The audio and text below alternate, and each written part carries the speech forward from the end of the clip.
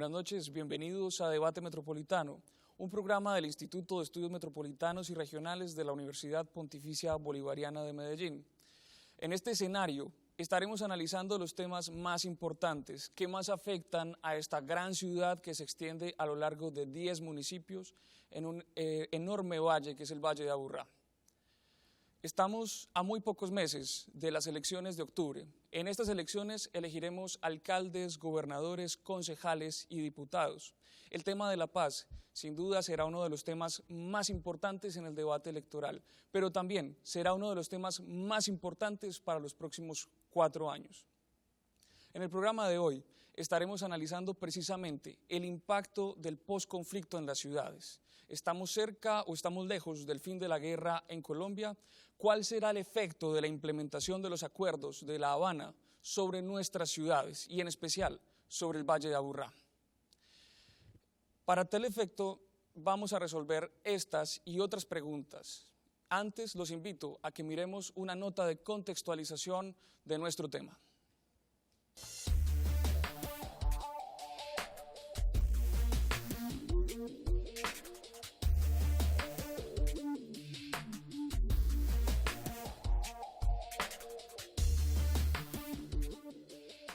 A más de 2 años de haber sido instalada la mesa de negociación entre el gobierno colombiano y la guerrilla de las FARC en La Habana, el presidente Juan Manuel Santos ha anunciado que el 2015 será un año decisivo para poner fin a más de medio siglo de lucha armada.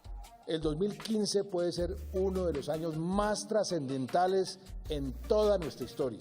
La negociación de las condiciones en las que se hará una tregua definitiva, tema que divide a la opinión pública del país, anuncia un momento clave para hablar del fin del conflicto y los retos que tienen tanto la sociedad como las instituciones, en un país en el que más de las 3/4 partes de su población viven en ciudades.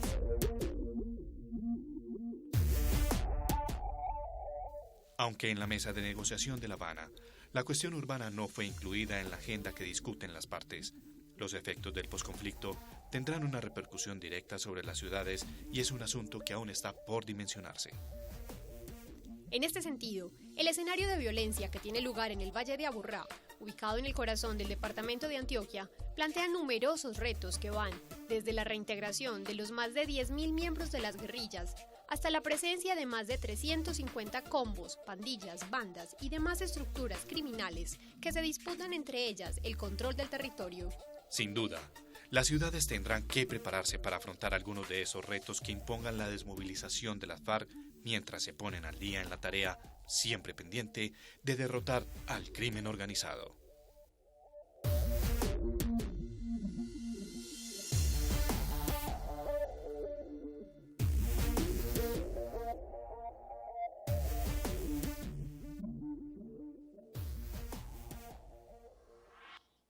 De momento, el posconflicto es más una expectativa que una realidad.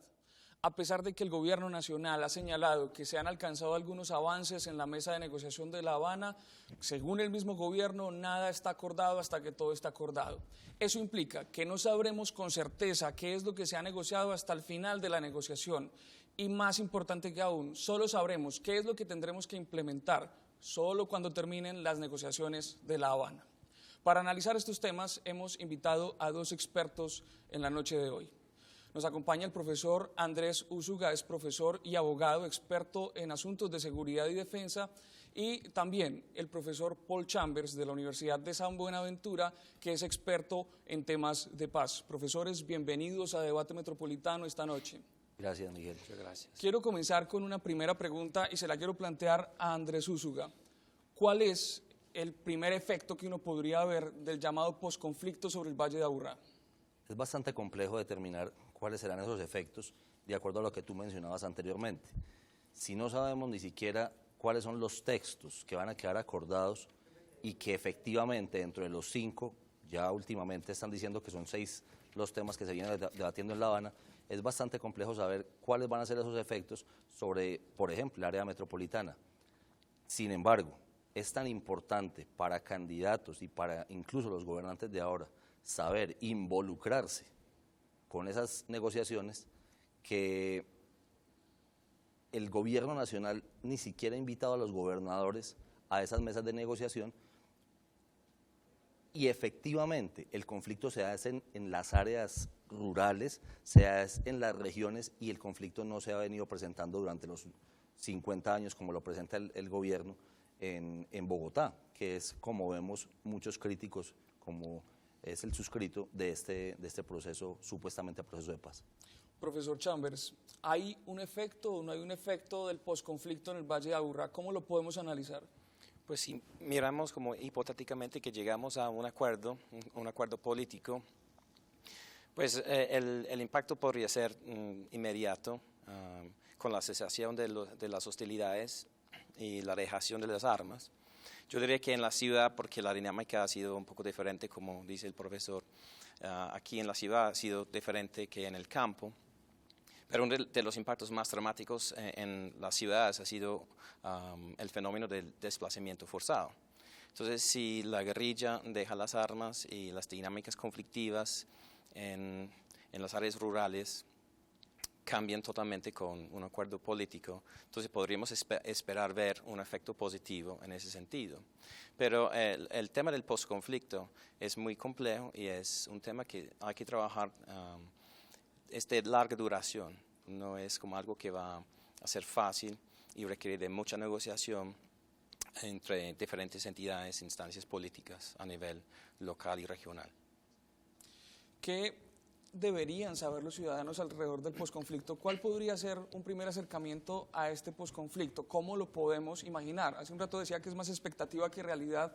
¿Es cierto? ¿Es más expectativa que realidad? Efectivamente, yo coincido con esa perspectiva, toda vez que incluso en la ciudad de Medellín tuvimos, empezando los años 90, incluso una consejería para la paz aquí en la ciudad de Medellín, en cabeza de la doctora María Emma Mejía, y esa consejería para la paz sí se refería no efectivamente al conflicto que están debatiendo en La Habana, sino al conflicto urbano que se vivía para ese momento, el tema del sicariato, para el tema del narcotráfico, contratando a los jóvenes de la ciudad de Medellín para dar de baja a los policías y a los funcionarios públicos que estorbaban en ese momento a esa mafia organizada.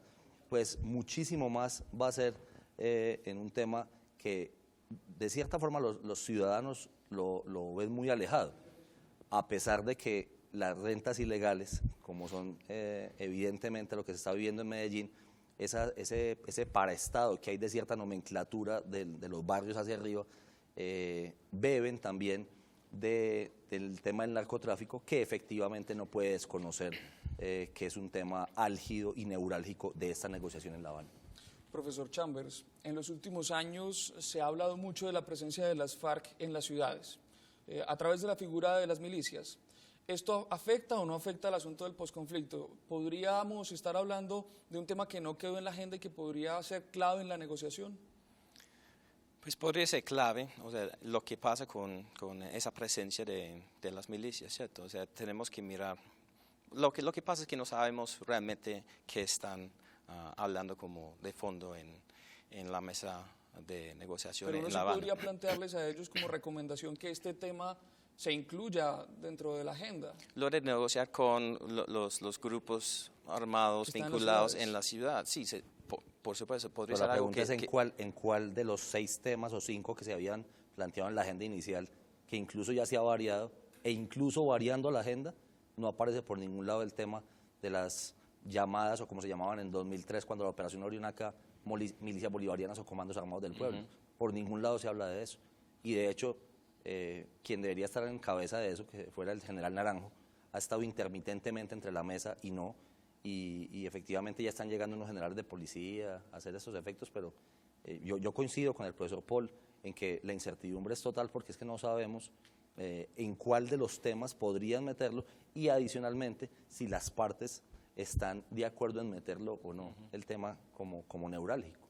Profesor Chambers, ¿debería entonces este tema ser incluido dentro del debate electoral de octubre? ¿Vamos a elegir alcaldes, gobernadores? ¿Esto deberíamos trabajarlo? Yo creo que sí, es un tema que es importante. Lo que yo preguntaría es cuál ha sido realmente el impacto en años recientes de esos supuestos milicias en los barrios periféricos de Medellín. Yo creo que desde hace más de 10 años hemos visto una caída en esa actividad de los grupos milicianos vinculados con la guerrilla. Entonces lo que tenemos en la ciudad es otra dinámica, otra problemática ligada a lo que se llaman las bandas criminales, las BACRIM.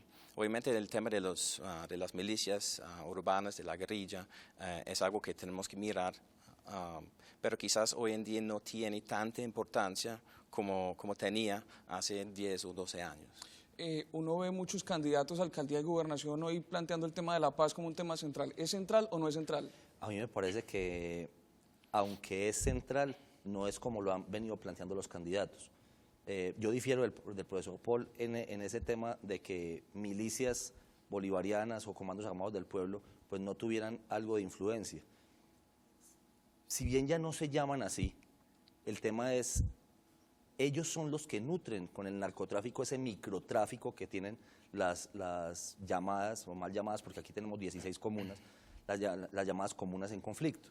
Entonces, sin que hubiera una verdadera sustentación de ese narcotráfico grande, que lo tiene el cartel más grande del mundo, que es las FARC, sin que llegaran esos recursos o esa cantidad de toneladas de droga que ellos manejan en las selvas del país y que en este momento está pues para las operaciones, como todos lo sabemos, no llegaría a volverse microtráfico y a volverse un problema metropolitano como efectivamente deberían tratarlo los candidatos a alcaldía y candidatos a gobernación, que la verdad no he visto que lo estén tratando de esa forma.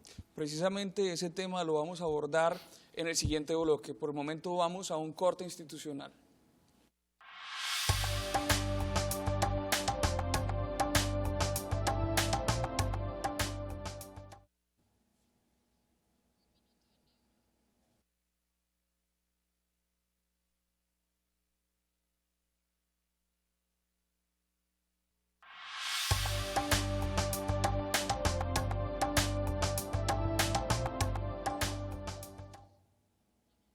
Algunos analistas han venido planteando que esta sería una especie de paz incompleta.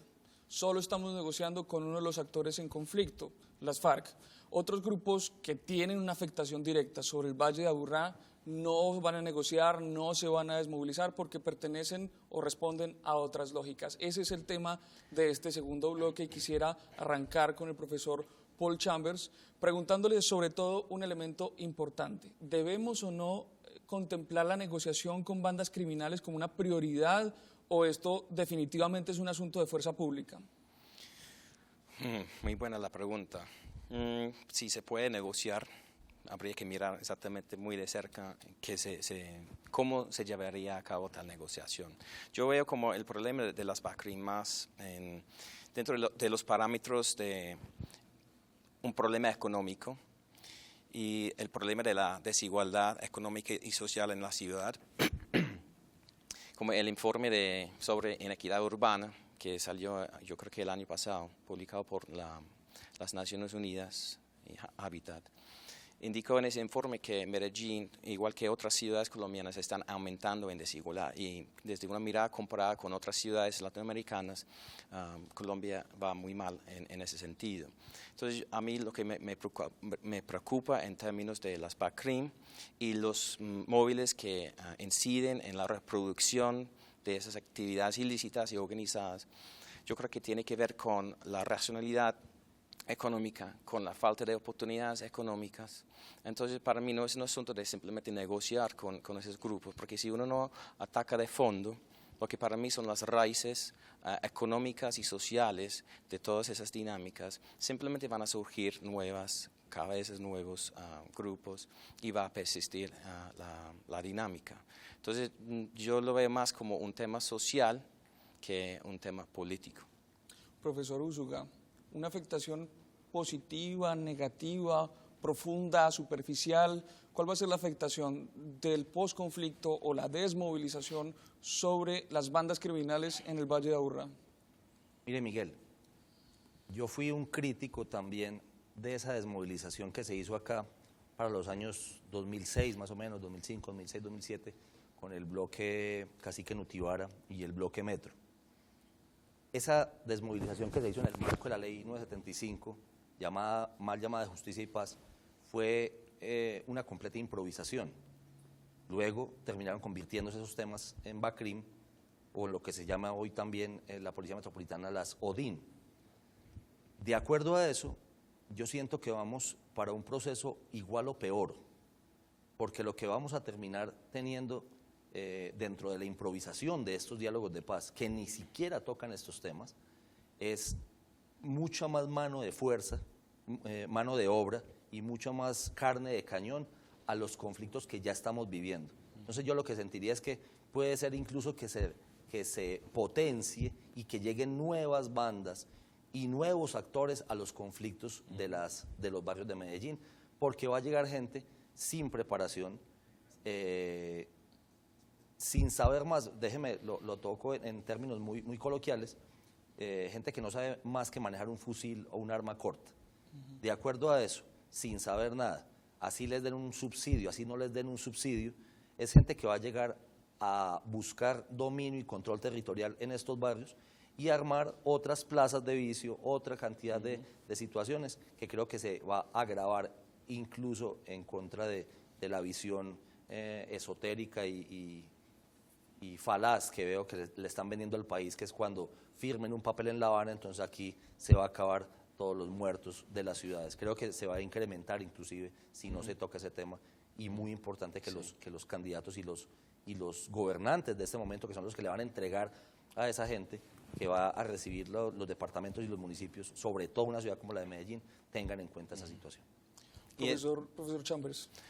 Eso es lo que ocurrió en El Salvador. Si miramos el proceso en El Salvador, cuando se firmaron los pactos en 92, las cifras al finales de esa década en cuanto a violencia social, homicidios, fueron peores que durante la guerra civil. Y nacen las maras salvatruchas. Exactamente, entonces hay toda esa problemática, hay una gran posibilidad de una criminalización, digamos, de los desmovilizados de la guerrilla. Eso es cuando tenemos que trabajar de una manera concertada, no podemos separar lo urbano de lo rural. Entonces, ¿cuáles son ¿quiénes son los combatientes de la guerrilla? O sea, históricamente vienen del campo, son campesinos. Entonces, yo veo un problema con, por ejemplo, el presidente Santos siempre ha dicho desde el principio que el modelo económico, que es neoliberal, no es negociable. Eso siempre me ha generado un cuestionamiento fuerte de ese proceso y de lo que pretende, por ejemplo, las FARC y el gobierno. Si con este modelo extractivo, que yo creo que no tiene lugar para una economía campesina, ¿cuáles oportunidades serias económicas se van a generar para lograr un post-conflicto y una paz sostenible, en vez de lo que tenemos en El Salvador y Guatemala y Nicaragua, que es una paz insegura? A mí me queda una duda un poco escuchándolo a usted. ¿La desigualdad necesariamente es uno de los factores más determinantes para la guerra, o no juega más también el interés económico de los grandes carteles y de los grandes capos del crimen? Obviamente los carteles y los capos y el crimen organizado juegan un papel fundamental en las dinámicas, en la guerra, o sea, en la guerra armada o las guerras armadas que tenemos en el país. Pero uno puede también mirar el surgimiento de esos actores y de esos intereses como relacionado con las desigualdades. Y de hecho, pues durante muchos años se pensaba que había una relación entre la pobreza como tal y la violencia política y la violencia social. Pero eso se ha ido cuestionando a través de los años, y estudios recientes han demostrado que no es tanto la pobreza, es la desigualdad. Pero hay algo muy paradójico. De ingresos, ¿cierto? O sea, por ende, el crecimiento económico paradójicamente puede generar más problemas, especialmente en un escenario frágil y como será el contexto colombiano. Profesor, qué pena le pregunto, muy corto, Miguel, porque vamos a una pausa. Es muy paradójico que inclusive cuánto llevan los países centroamericanos que firmaron esas falsas paces en manos de gobiernos de izquierda, que supuestamente sería mucho más fácil en el cambio ese del modelo económico a buscar las igualdades, y siguen en los mismos problemas. Entonces eso también llama la atención, porque entonces no sabemos ni siquiera si cambiando el modelo económico o el modelo que no fuera el neoliberal, entonces llegaríamos a unos verdaderos niveles de... Aunque allí no cambiaron el modelo económico. Continuamos la discusión más adelante después de este corte institucional.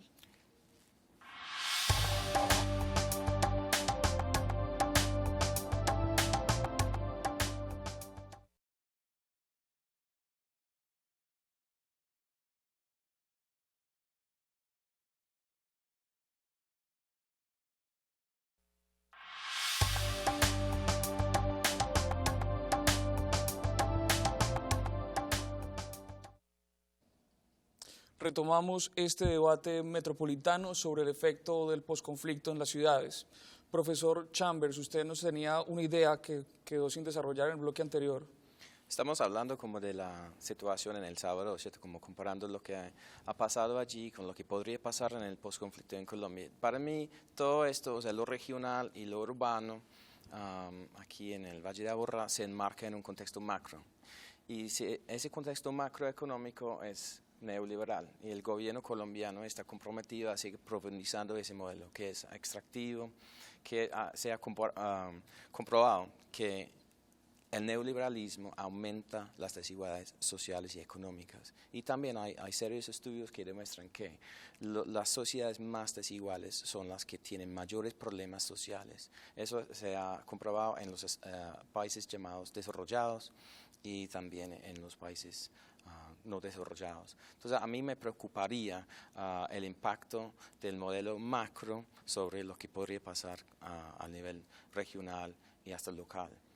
Yo creo que es algo que hay que mirar muy de cerca. Necesitamos políticas, no solamente para tocar el tema de la pobreza, porque los estudios más recientes dicen que la criminalidad, por ejemplo, hay una correlación positiva entre criminalidad y desigualdad económica, desigualdad de ingresos. Y lo que vemos en Medellín es una de las ciudades más desiguales en el mundo. Entonces es algo que vamos a tener que tocar con políticas públicas, pero a nivel local, regional y nacional. Profesor Úsuga, me parecía entender que usted tiene un punto diferente de esto con base en la experiencia internacional. Algunos países han asumido procesos de posconflicto, han cambiado el modelo que el profesor Chambers llama neoliberal y aún así parece que la violencia persiste. Desarróllenos por favor su argumento. Bueno, mirando los procesos, por ejemplo, en Argentina y haciendo el parangón con el tema Buenos Aires específicamente, el proceso de Brasil, que también intenta cambiar el modelo de Lula, y se miran los temas de Sao Paulo, Brasilia inclusive, y otros países que han intentado modificar el modelo hacia unos países menos desiguales, incluso Europa. El tema de la criminalidad no es directamente proporcional con el tema de la igualdad, y mucho menos en sociedades donde está tan arraigado el tema de la ilegalidad, que pienso que es uno de nuestras desventajas. Nosotros, mi punto es, el tema colombiano es un tema sui generis. Yo no lo puedo comparar ni con Ruanda, ni con El Salvador, y con ninguna de las dictaduras, que es lo que yo siento que están haciendo en este tipo de procesos de negociación en La Habana. Intentan equiparar esta negociación o este tipo de supuesta guerra, porque tampoco es una guerra, hablando desde los términos del derecho internacional humanitario. Entonces, cuando uno compara lo incomparable, tendrá resultados efectivamente negativos, pero coincido con el profesor en que las políticas públicas locales y las políticas públicas regionales sí tendrán que ser protagonistas en los temas de convivencia, que me parece una palabra más adecuada, convivencia y posconflicto. En ese orden de ideas me parece que es más importante el protagonismo de corporaciones como los consejos municipales y como las asambleas departamentales, y sobre todo en ciudades que, a pesar de que el profesor piensa que Medellín es una de las ciudades más desiguales, pues yo lo invito a que conozca la desigualdad de Cartagena, por ejemplo. Esa sí es una ciudad en absoluto desigual, con una vivencia en Castillo Grande, El Laguito, Boca Grande, y otra vivencia en El Pozón y en los barrios subnormales, que apenas hoy está empezando a reventar en temas de seguridad y de orden público, pero que los mandatarios, cuando van a las grandes cumbres, solamente no pasan de la ciudad amurallada. Entonces, esos temas de desigualdad, en mi concepto, muy respetable, el del profesor, me parece que no es necesariamente el único factor que nos puede llevar al estudio de las políticas públicas que tendrán que analizar, y adicionalmente me parece que ese doble discurso con el que juega el gobierno en todo momento es bastante confuso para todos los actores de la sociedad, y va a ser un doble discurso mucho más complejo si, por ejemplo, en ciudades y en departamentos como Antioquia termina elegido un gobernador o un alcalde que sean adversos a la ideología que está intentando vender el gobierno nacional, porque lo que yo noto aquí es que el modelo centralista sigue siendo el modelo estándar y que la Constitución del 91 no logró la descentralización que había buscado cuando hizo el texto. Profesor Chambers, ¿cuáles serían entonces esas políticas públicas para generar algo de cohesión social? Que usted nos dice que hay un vínculo entre cohesión social, lucha contra la desigualdad y lucha contra la criminalidad. Puntualmente, ¿por dónde arrancar? Y una segunda pregunta allí que se me puede escapar. ¿Podrían los exguerrilleros terminar dentro de las filas de las bandas criminales? Bueno, en respuesta a esa segunda pregunta, sí, eso es muy posible, si no se generan oportunidades económicas serias. Porque, ¿qué van a hacer? Y si miramos lo que pasó en México, en 1994, en enero, se firmó la NAFTA, el Tratado de Libre Comercio de América del Norte, ¿sí? Y México pasó de ser un productor principal de maíz, que es un cultivo tradicional, ¿cierto? Y pasó de ser cultivador de ese producto a ser importador neto. Y hubo una crisis en el campo. ¿Qué pasó en el 94? Antes de llegar realmente los efectos negativos de ese tratado, pues llamado de libre comercio, nació el movimiento insurgente, los zapatistas, un movimiento comparado con las FARC muy romántico y bonito.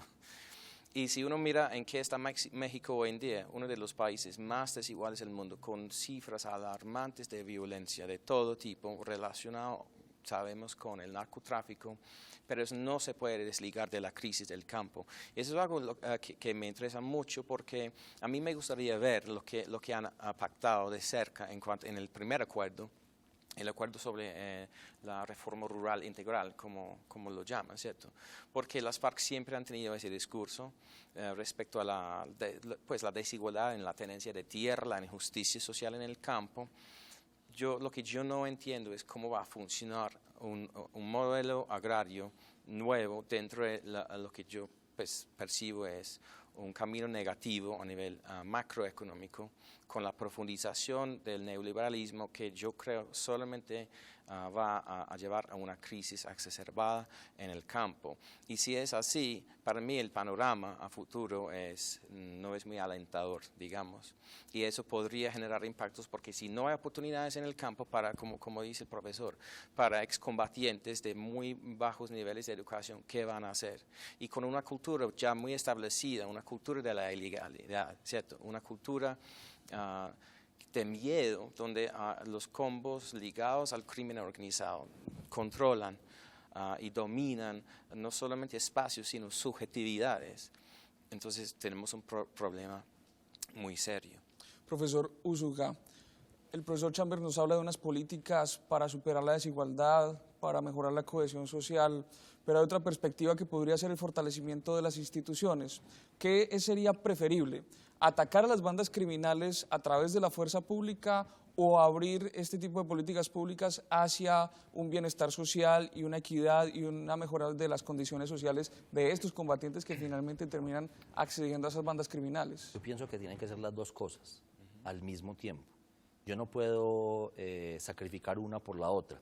Yo pienso que al mismo tiempo que tiene que mostrarse una institucionalidad muy fuerte, muy firme, muy limpia sobre todo, porque aquí efectivamente han pasado cosas que han afectado bastante la imagen de la institucionalidad y lo siguen afectando. En este momento el tema de la corrupción de la policía en muchos barrios de la ciudad de Medellín es un tema que afecta muchísimo a la institucionalidad, no solamente a la institución policial, sino a la institución Estado, a todo el Estado, porque pues la gente en estos barrios que tienen bastantes dificultades identifican el Estado simplemente con el policía, porque ven al juez muy lejano, porque ven a veces al maestro muy lejano, porque ven al alcalde muy lejano, a los inspectores de policía, a los inspectores de familia, a esa cantidad de conflictos que se dan allá y que los terminan resolviendo los combos y bandas que dominan en esas regiones, terminan resolviendo un problema de violencia intrafamiliar o cualquier tipo de problema doméstico, porque cuando el Estado está tan lejano, pero el único actor que está por ahí es un policía, pero ese policía está corrupto. Y corrupción no solamente es prestarse a ser parte de esas bandas, sino dejar pasar una visión bastante laissez-feriana. Entonces, eso también afecta bastante, y sin esa fortaleza institucional, pues va a ser muy difícil que podamos llegar a unos niveles de convivencia verdaderos, porque la gente no va a creer en esa situación y prefieren pagar, por ejemplo, impuestos. A pagar impuestos prefieren pagar una vacuna, que es una gran dicotomía que se vive en estos barrios actualmente. Los invito a que continuemos este debate metropolitano después de una corte institucional.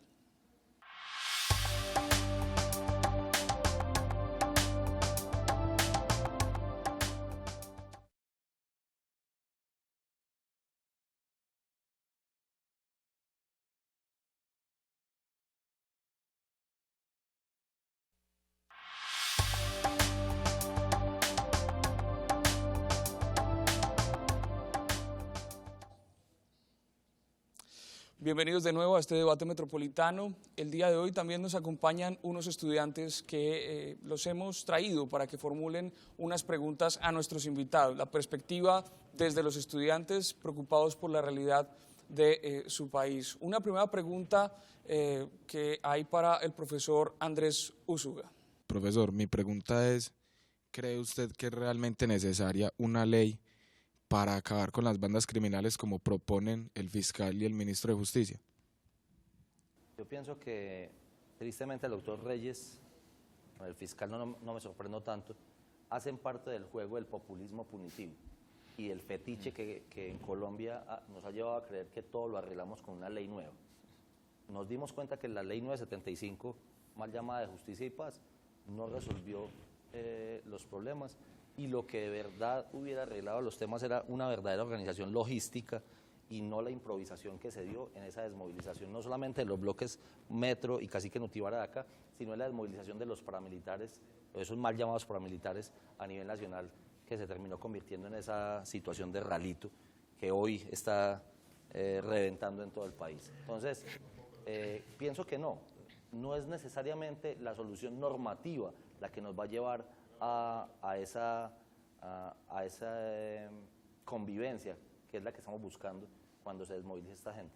Me parece importante que le aclaren muy bien al país por medio de la andragogía, de la pedagogía que se le haga al conflicto, de por qué razón una cantidad de gente que no se ha preparado, por ejemplo, como ustedes, que se han sacrificado para estudiar en una universidad o en cualquier tipo de preparación, no van a tener las mismas oportunidades, o van a tener unas oportunidades laborales o económicas como las va a tener la gente que se va a retirar del conflicto en este momento. Entonces me parece que no es necesariamente con la norma, mucho más con la pedagogía.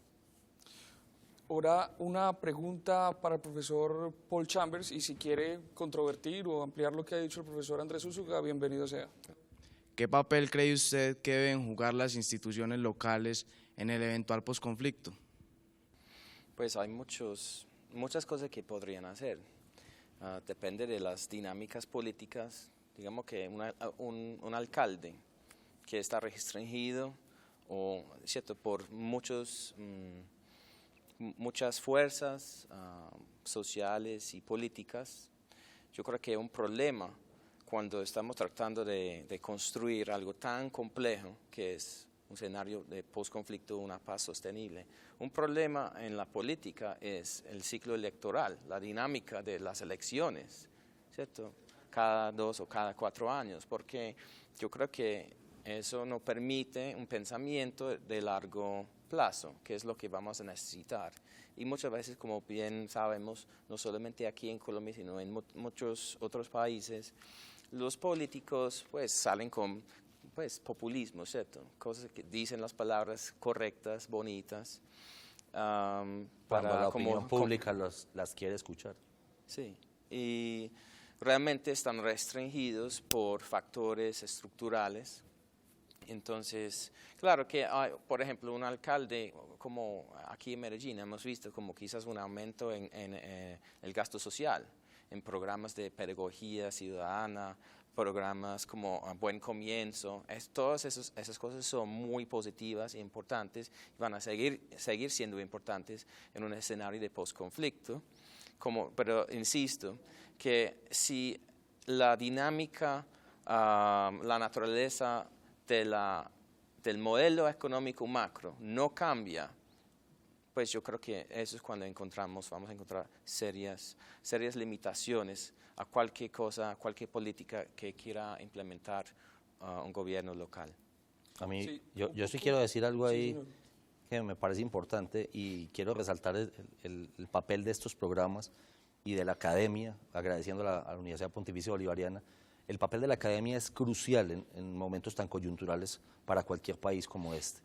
Y para los gobernantes, que efectivamente se formen entendiendo los temas, por ejemplo, de orden público, los temas de movilidad, cualquier tipo de tema, pero el tema que nos toca hoy es el tema de la seguridad y el orden público. Veía yo en algún momento en una administración municipal de este municipio cómo el alcalde no entendía el rol del ejército de Colombia.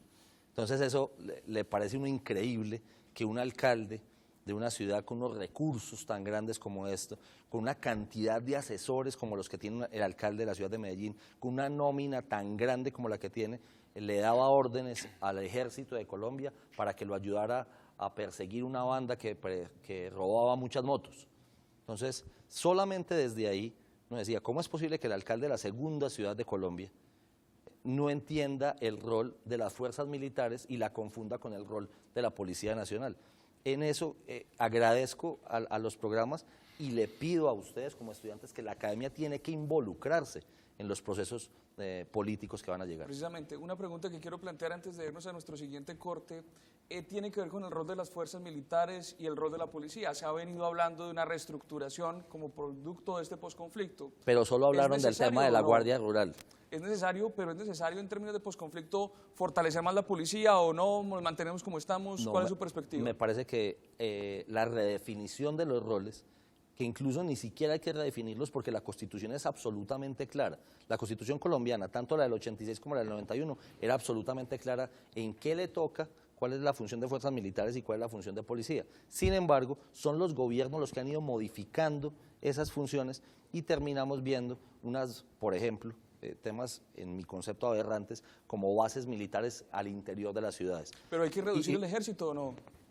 Pues yo no pensaría que reducirlo, sino transformar una cantidad de tropa de ejército en tropas policiales que de hecho han combatido y han desarrollado funciones policiales por muchísimo tiempo, tendría que convertirse en policía. Y creo que el profesor Paul me entiende mucho mejor porque en Europa no vamos a ver, no sé de dónde sea el profesor Paul, pero por ejemplo en Ámsterdam o en París no vamos a ver el ejército francés, ni al ejército holandés, ni al ejército belga, en Bruselas, en la mitad de la calle haciendo patrullajes o retenes o bases militares. Entonces me parece que si vamos a ir a una redefinición verdadera de las fuerzas militares y de los roles que tiene cada uno de los funcionarios públicos encargados de hacer cumplir la ley, sí es muy importante y los gobiernos locales sí deberían entenderlo para poder que le colaboren al gobierno nacional, que es el primero que se ha equivocado en esto. Los invito a un corte institucional y luego retomamos el último bloque de este debate metropolitano.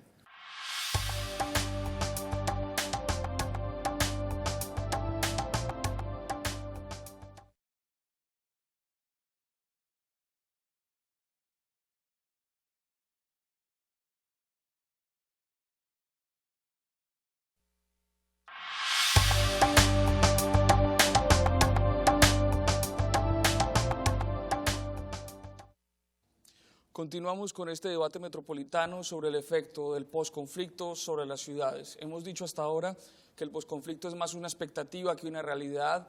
Un aspecto que se ha mencionado reiterativamente es que tal vez este posconflicto vaya a implicar un ejercicio de violencia colectiva al que debemos responder de diferentes maneras. Nuestros dos invitados han planteado diferentes maneras para responder frente a la violencia colectiva y frente a entornos violentos en escenarios urbanos y urbanos complejos como en el que asistimos, el Valle de Aburrá. Yo quiero invitar a cada uno de nuestros invitados a que nos regale una última reflexión, una reflexión en términos de conclusión. qué nos deja este debate de hoy y sobre todo cuál sería el último mensaje para nuestra teleaudiencia. Bueno, mi conclusión es que no porque el gobierno nacional lo esté haciendo mal o esté improvisando en el tema y no haya incluido el tema en las temáticas de negociación del conflicto en La Habana, quiere decir que los gobiernos locales se puedan desentender de la preparación que tienen que tener no solamente los gobiernos, sino la ciudadanía de lo que se puede venir después de esa famosa firma que se va a dar allá. Entonces me parece que sí es importante que se empiece con la preparación y la pedagogía, tanto a funcionarios públicos como a los ciudadanos del común, y que la ayuda de la academia va a ser muy importante y que sea escuchada la academia en ese triángulo de universidad, empresa, Estado, de lo que se puede venir a futuro. Profesor Paul Chambers. Pues yo insistiría en que miramos los procesos que se llevaron a cabo en Centroamérica y mirar en qué acabaron, porque yo creo que eso es una posibilidad aquí en Colombia de que lleguemos a también un momento parecido de creciente violencia social, fragmentación del tejido social, si no tocamos el tema que para mí es estructural de la economía, de las oportunidades económicas, del empleo, de la generación de empleo, y no me refiero a pues, empleo informal, me refiero a empleo serio, empleo moderno. Unos economistas, yo creo que de la Universidad de Oxford, que vinieron aquí a hablar en Colombia, han dicho que aquí no hay capitalismo, aquí hay monopolios, aquí no tenemos un capitalismo moderno, lo que necesitamos es más capitalismo. Pues yo difiero un poco de eso, pero yo entiendo a qué van. Tenemos que mirar, por ejemplo, todo este discurso de la tercera vía, yo creo que es una cortina de humo para seguir con unas políticas macroeconómicas, en mi opinión y en la opinión de muchos otros analistas, que son muy dañinas. Entonces yo insistiría en que miremos de cerca esa relación entre lo macro y lo micro en términos de oportunidades económicas serias que pueden incidir en las dinámicas del postconflicto. Estas son dos de las posiciones que podemos encontrar con respecto a la discusión del efecto del posconflicto sobre las ciudades. Vamos a tener violencia en pequeñas o grandes cantidades, eso lo sabremos.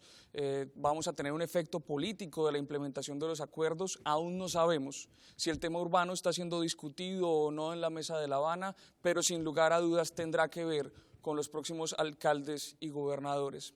Con o sin acuerdo de La Habana, el problema de la violencia colectiva en el Valle de Aburrá seguirá siendo un tema pendiente y sobre todo un tema muy importante para los próximos alcaldes. En octubre elegiremos alcaldes y gobernadores y tendremos nosotros como ciudadanos que acercarnos a este problema desde diferentes perspectivas. Yo quiero agradecer a los dos invitados que nos han acompañado el día de hoy en este debate metropolitano. Profesor Úsuga, muchas gracias. Muchas gracias, Miguel, a ti y a toda la Universidad Pontificia Bolivariana. Profesor Paul Chambers, muchas gracias y bienvenido siempre a la Universidad Pontificia Bolivariana. Muchas gracias por acompañarnos en este debate metropolitano. No, es con mucho gusto y muchísimas gracias por la invitación a este espacio tan importante. Y, por supuesto, a todos nuestros televidentes, agradecerles por vernos y por acercarse a este debate metropolitano, un programa del Instituto de Estudios Metropolitanos y Regionales de la Universidad Pontificia Bolivariana. Que tengan muy buena noche.